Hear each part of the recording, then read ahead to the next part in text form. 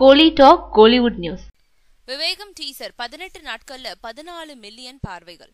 சிவா இயக்கத்துல அனிருத் இசையமைப்புல அஜித், காஜல் அகர்வால், அக்ஷரா ஹாசன், விவேக் ஓபராய் மற்றும் பலர் நடிக்கும் விவேகம் படத்தின் டீசர் இந்த மாதம் 11ஆம் தேதி வெளியாச்சு.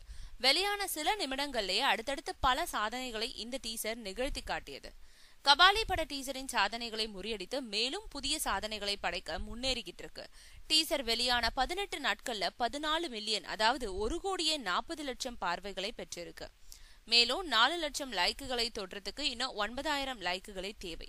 குறைந்த நாட்கள்ல 14 மில்லியனை பெற்றதும் ஒரு சாதனை தான். கபாலி டீசர் 3,39,00,000 பார்வைகளும் 4,60,000 லைக்குகளையும் தன் சாதனையா வச்சிருக்கு.